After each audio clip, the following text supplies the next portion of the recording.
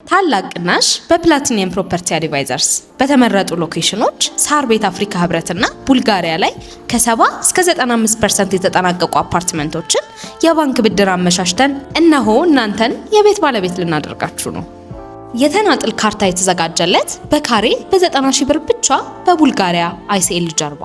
በተጨማሪም ቡልጋሪያ መብራት ጋር 90% የተጠናቀቀ ባለ 2 እና ባለ 3 መኝታ ሙሉ ለሙሉ ፊኒሺንግን ጨርሰን የምናስረክባችሁ ሲሆን በካሬ በ115 ሺህ ብር ብቻ የምንሸጠው አፓርትመንት ይሆናል።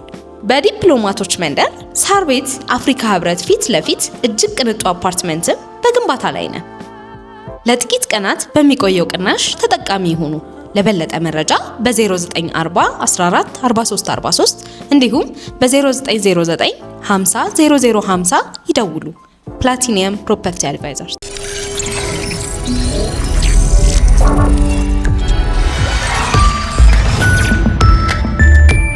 ይህ አዋዜ ነው። የዕለቱን ዋና ዋና ጉዳዮች እንመለከታለን። በላይ በቀለ ነኝ። ሩሲያና ዩክሬን እስከ መጪው ሰኔ ጦርነት እንዲያቆሙ አሜሪካ እንደምትፈልግ ፕሬዝዳንት ዜሌንስኪ ገለጹ። ሁለቱ ተፋላሚ ወገኖች በቀጣዩ ሳምንት ለንግግር አሜሪካ መጋበዛቸው ታውቋል። ሁለቱ ወገኖች ሩሲያና ዩክሬን አሜሪካ ተገናኝተው እንዲነጋገሩ ሲደረግ ያሁኑ ለመጀመሪያ ጊዜ ነው ተብሏል። ንግግሩ ምናልባትም በአሜሪካ ሚያሚ ውስጥ ሊካሄድ እንደሚችል የገለጹት ዜሌንስኪ በንግግሩ እንደሚሳተፉ አረጋግጠዋል። በጉዳዩ ላይ ከአሜሪካም ሆነም ከሩሲያ በኩል የተሰጠ አስተያየት የለም። ዜሌንስኪ ዛሬ ቅዳሜ ለሪፖርተሮች በሰጡት ቃል ትላንት በአቡዳቢ የተካሄደው የሁለቱ ወገኖች ንግግር የተለየ ውጤት እንዳልታየበት ገልጸዋል። አስቸጋሪ የሆኑ ጉዳዮች አስቸጋሪ እንደሆኑ ቀጥለዋል ያሉት ዜሌንስኪ በተለይ ዩክሬን ጫና ውስጥ የገባችበት የመሬት ጉዳይ አወዛጋቢ እንደሆነ መቀጠሉን አመልክተዋል። ስምምነት ለመድረስ የተቀመጠ ጊዜ ገደብ ካለ ተጠይቀው ዜሌንስኪ በሰጡት ምላሽ የአሜሪካ መሪዎች ሁሉም ነገር እስከ ሰኔ ተጠናቆ ስምምነት እንዲደረስ እንደሚፈልጉ መግለጻቸውን ጠቅሰዋል። ከዲፕሎማሲው ጎን ለጎን ሩሲያን በዩክሬን የኃይል መሠረተ ልማቶች ላይ የምትፈጽመውን ጥቃት አጠናክራ መቀጠሏ ይነገራል። ትላንት አርብ ለቅዳሜ አጥቢያ ሞስኮ ከ400 በላይ ድሮኖችና ሚሳኤሎች ወደ ዩክሬን በመተኮስ በርካታ የኃይል ማመንጫ ጣቢያዎች መምታቷን የዩክሬን ባለሥልጣናት ገልጸዋል። በጥቂቱ በ4 ግዛቶች የሚገኙ የኃይል ማከፋፈያ ጣቢያዎች መውደማቸውን፣ በምዕራብ ሌቪቭ ግዛት በብዙ ሺህ የሚቆጠሩ ነዋሪዎች ከኤሌክትሪክ ውጪ መሆናቸውንና ለአደገኛው የክረምት ቅዝቃዜ መጋለጣቸውን አክለዋል። ኢራን ዩራኒየም የማበልጸግ ስራዋን እንድታቆም በአሜሪካ የቀረበውን ጥያቄ ውድቅ ማድረጓ ተነገረ። በኦማን በተካሄደው የሁለቱ ሀገሮች ንግግር ቴሄራን ዩራኒየም የማምረት ተግባሯን እንድታቆም ከአሜሪካ የቀረበውን ጥያቄ ውድቅ ማድረጓን አንድ ዲፕሎማት ለሮይተርስ ገልጸዋል። ባይሆን በመጠንና አይነት ላይ ለመነጋገር ፈቃደኛ ነን ብለዋል የኢራን ባለሥልጣናት። ከኒኩሌር ዩራኒየም ሌላ የኢራን የሚሳኤል ግንባታ ጉዳይ በዚህኛው ድርድር ለውይይት አለመቅረቡን ዲፕሎማቱ ገልጸዋል። በሚቀጥለው ሳምንት በሚካሄደው ቀጣይ ድርድር የኢራን ልዑካን ኒኩሌር በተመለከተ እውነተኛና የተጨበጠ መረጃ ይዘው ይቀርባሉ ብለው እንደሚጠብቁ የአሜሪካ ተወካዮች መግለጻቸውም ተመልክቷል። የኦማን ድርድር ፊት ለፊትና ቀጥታ ባልሆነ መንገድ መካሄዱ ሲነገር የአሜሪካ ማዕከላዊ ጦር ክንፍ አዛዥ ጀነራል ብራድ ኩፐር በንግግሩ መሳተፋቸው ታውቋል። በባሕረ ሰላጤው የአሜሪካ ወታደራዊ እንቅስቃሴ ዛሬም ሲካሄድ መዋሉ ሲነገር ቴሄራን የኒኩሌር ስምምነት ካልደረሰች ወታደራዊ ጥቃት አሁንም በአማራጭነት መቀመጡን ፕሬዝዳንት ትራምፕ መግለጻቸው ይታወሳል። ባለፈው ሰኔ እስራኤል በኢራን ላይ ጥቃት ከመፈጸሙ አስቀድሞ ከቴሄራን ጋር ልክ እንዳሁኑ 2 ጊዜ ያህል ድርድር መካሄዱን የሚያስታውሱ ወገኖች አሁንም ስምምነት መደረሱን በመጠራጠር ወታደራዊ እርምጃ አይቀሬ ሊሆን እንደሚችል ይገልጻሉ። ከያኔው ድብደባ በፊት ኢራን ኒኩሌር ቦምብ ደረጃ ሳይደርስ ዩራኒየም የማበልጸግ እንቅስቃሴዋ 60 በመቶ አካባቢ እንደነበር ዓለም አቀፍ የአቶሚክ ኤጀንሲ ማረጋገጡ ይታወሳል። ከ12 ቀናቱ ጦርነት በኋላ ግን ቴሄራን በቦምብ የተመቱ የኒኩሌር ጣቢያዎቿን ለአቶሚክ ኤጀንሲው ለማሳየት ፈቃደኛ ሳትሆን ቀርታለች። ከዚህ ቀደምም ቢሆን ትራምፕ ከ2015ቱ የኒኩሌር ስምምነት ከወጡ በኋላ ኢራን የኒኩሌር ተቆጣጣሪ ቡድን ማስገባት እንደከለከለች ይታወቃል። ይህ በእንዲህ እንዳለ አሜሪካም ከኢራን ነዳጅ በድብቅ ያመላልሳሉ ባለቻቸው 14 መርከቦች ላይ ክልከላ መጣሏ ተነግሯል። እንዲሁም በሁለት ግለሰቦችና መቀመጫቸውን ቻይና፣ ላይቤሪያና ቱርክ ያደረጉትን ጨምሮ በ15 ኩባንያዎች ላይ ማዕቀብ መጣሏን ዘገቦች አመልክተዋል። ኩባንያዎቹ የኢራንን ነዳጅ በመግዛት የተጠመዱ ናቸው ተብሏል። አሜሪካም በኢራን ነዳጅ ዘርፍ ላይ ማዕቀብ በመጣል የምትታወቅ ሲሆን የአሁኑ ማዕቀብ ሁለቱ አገሮች ድርድር መጀመራቸውን ተከትሎ የተጣለ ነው። ከዚህ ሌላ አሜሪካም ነዳጅና ሌሎች ዕቃዎች ከኢራን በሚገዙ ሀገሮች ላይ ሌላ ዙር ታሪፍ ለመጫን የሚያስችል ውሳኔ ማሳለፏ ተነግሯል። ከኢራን ጋር የንግድ ሽርክና ባለው የትኛውም ሀገር ላይ ተጨማሪ ታሪፍ ለመጣል የቀረበው ውሳኔን ፕሬዝዳንት ትራምፕ በፊርማቸው አጽድቀዋል። በበርካታ ጥይት ተደብድበው ለጥቂት የተረፉትና ሆስፒታል የገቡት የሩሲያ ጀነራል ዛሬ መንቃታቸው ተነገረ። ሐኪሞች ተአምር ብለውታል። ትላንት ሞስኮ በሚገኝ መኖሪያቸው ማንነታቸው ባልታወቁ ታጣቂዎች በጥይት የተደበደቡት የሩሲያ ከፍተኛ ወታደራዊ አመራር ብዙዎችን ባስገረመ ሁኔታ ተርፈው በፍጥነት ሆስፒታል መወሰዳቸው ይታወሳል። ሌሊቱን የተሳካ የተባለ ቀዶ ጥገና ከተደረገላቸው በኋላ ዛሬ መንቃት መቻላቸውን ሐኪሞች ገልጸዋል። የሩሲያ ወታደራዊ መረጃ ክፍል ምክትል ኃላፊ የሆኑት ሌተና ጀነራል ቭላዲሚር አሌክሴየቭ ላይ ጥቃቱን ፈጽመዋል ተብለው የተጠረጠሩ 2 ሰዎች መያዛቸው ተነግሯል።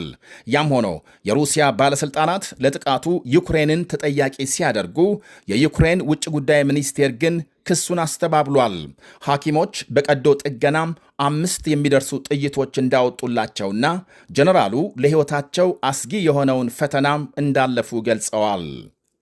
የአሜሪካ ፍርድ ቤት በታክሲ ሹፌር ለተደፈረች ሴት $8 ሚሊዮን ካሳ እንዲከፈል ወሰነ። ኡበር በመባል የሚታወቀው የታክሲ አገልግሎት ሰጪ ኩባንያ አሽከርካሪ ከ2 ዓመት በፊት በምሽት ወደ ቤቷ በመጓዝ ላይ የነበረች ሴት ደፍሯል የሚል ክስ ቀርቦበት ክርክር ሲካሄድ ቆይቷል። አሁን ክርክሩ ፍጻሜ አግኝቶ የአሪዞና ፍርድ ቤት ትላንት በዋለ ችሎት ኩባንያውን ተጠያቂ በማድረግ $8.5 ሚሊዮን ለሴትዮዋ ካሳ እንዲከፍል ወስኖበታል።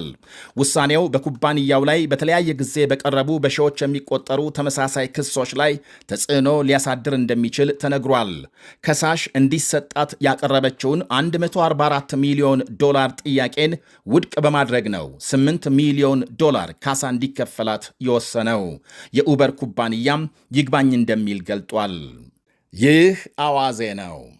የአሜሪካ ፕሬዝዳንት ዶናልድ ትራምፕ የዘረኝነት ቪዲዮ መልቀቃቸውን ተከትሎ ከራሳቸው ፓርቲ ሳይቀር ከፍተኛ ውግዘትና ተቃውሞ እየደረሰባቸው መሆኑ ተነገረ። የቀድሞ ፕሬዝዳንት ባራክ ኦባማና ባለቤታቸውን ሚሼል ኦባማን በዝንጀሮ የሚመስል ቪዲዮ በማኅበራዊ መገናኛቸው ከለቀቁ በኋላም ከስልጣን እንዲነሱ ጭምር የሚጠይቅ ተቃውሞ እየተሰማ ነው ተብሏል። ውዝግብ ያስነሳው 60 ሰከንድ ገደማ የሚረዝመው ቪዲዮ ተቃውሞ መባባሱን ተከትሎ ከትራምፕ ማኅበራዊ ገጽ እንዲነሳ ተደርጓል። ፕሬዝዳንቱም ሆኑ የዋይት ሃውስ ቃል አቀባይ ቪዲዮ በስህተት የተለቀቀ ነው በሚል ያስተባብላሉ። ቢሆንም ውግዘትና ትችቱ ግን አሁንም ተጠናክሮ መቀጠሉ ታውቋል። በቪዲዮ ላይ ሌሎች በርካታ ታላላቅ ዲሞክራቶች በተለያዩ እንስሶች ተመስለው የቀረቡ ሲሆን የቀድሞ ውጭ ጉዳይ ሚኒስትር ሂላሪ ክሊንተን፣ ጆ ባይደንና የኒውዮርክ ከተማ ከንቲባም ዞራን ማምዳኒ ይገኙበታል። በትራምፕ ላይ የተነሳው ተቃውሞና ትችት ደግሞ ከራሳቸው የሪፐብሊካን ፓርቲ አጋሮቻቸው ጭምር ሲሆን የደቡብ ካሮላይና ሴናተር ስካት የተለጠፈውን ቪዲዮ ሲመለከቱ ውሸት አድርገው በማለት እንደጸለዩና ከነጩ ቤተ መንግሥት የተሰራጨ እንዲህ ያለ የዘረኛ ድርጊት በፍጹም አይተው እንደማያውቁ ገልጸዋል። ሌላው ሪፐብሊካን የኒውዮርክ ሴናተር ማይክ ሎውለር ይህንኑ ምስል ሆን ተብሎም ይሁን ወይም ደግሞ በስህተት ይለጠፍ ፍጹም ስህተትና አጸያፊ ተግባር ነው ሲሉ የኡታህ ሪፐብሊካን ሴናተር ጃን ካርቲስ ይቅር የማይባል ዘረኝነት ነው ሲሉ አውግዘዋል። በምንም አይነት ሊደረግ የማይገባ የነውር ሥራ መሆኑን የትራምፕ የቅርብ ሰው ቪዲዮ ከተለጠፈ በኋላ ነጩ ቤተ መንግስት ደውለው አንድ ሰራተኛ በስህተት መልቀቁን እንደተነገራቸው ዘገቦች አመልክተዋል። የኢሊኖይስ ግዛት አስተዳዳሪ ትራምፕ የወጣላቸው ዘረኛ መሆናቸውን ሲገልጹ፣ የካሊፎርኒያ ገዢ ጌቪን ኒውሰም በበኩላቸው እያንዳንዱ የሪፐብሊካን ፓርቲ አባል ድርጊቱን ሊያወግዝ እንደሚገባም አስገንዝበዋል። በተመሳሳይ በርካታ ሪፐብሊካኖችና ዲሞክራቶች ቪዲዮ ከተነሳ በኋላም ፕሬዝዳንቱን ማውገዝ እንደቀጠሉ መሆናቸው ሲነገር፣ ባራክ ኦባማ ግን እስካሁን ምላሽ አልሰጡም። ትራምፕ ኦባማን በመተቸትና በመጎንተል ሲታወቁ፣ ከዚህ ቀደም ኦባማም ኬንያ የተወለዱ በመሆናቸው የፕሬዝዳንትነት መስፈርቱን አያሟሉም በማለት ሲከራከሩ ከቆዩ በኋላ ኦባማም አሜሪካ መወለዳቸውን አምነው ተቀብለዋል። ታላቅ ቅናሽ በፕላቲኒየም ፕሮፐርቲ አድቫይዘርስ በተመረጡ ሎኬሽኖች ሳር ቤት አፍሪካ ህብረትና ቡልጋሪያ ላይ ከ70 እስከ 95% የተጠናቀቁ አፓርትመንቶችን የባንክ ብድር አመሻሽተን እነሆ እናንተን የቤት ባለቤት ልናደርጋችሁ ነው። የተናጥል ካርታ የተዘጋጀለት በካሬ በ90 ሺህ ብር ብቻ በቡልጋሪያ አይሲኤል ጀርባ። በተጨማሪም ቡልጋሪያ መብራት ጋር 90% የተጠናቀቀ ባለ 2 እና ባለ 3 መኝታ ሙሉ ለሙሉ ፊኒሺንግን ጨርሰን የምናስረክባችሁ ሲሆን በካሬ በ115 ሺህ ብር ብቻ የምንሸጠው አፓርትመንት ይሆናል። በዲፕሎማቶች መንደር ሳር ቤት አፍሪካ ህብረት ፊት ለፊት እጅግ ቅንጡ አፓርትመንትም በግንባታ ላይ ነው። ለጥቂት ቀናት በሚቆየው ቅናሽ ተጠቃሚ ይሁኑ። ለበለጠ መረጃ በ0940 14 43 43 እንዲሁም በ0909 50 0050 ይደውሉ። ፕላቲኒየም ፕሮፐርቲ አድቫይዘርስ። ምርትና አገልግሎቷን በአዋዜ ላይ ያስተዋውቁ። ለጥራች እንታመናለን። በስልክ ቁጥሮቻችን ይደውሉልን። አዋዜ ዓለምነህ ዋሴ ዜና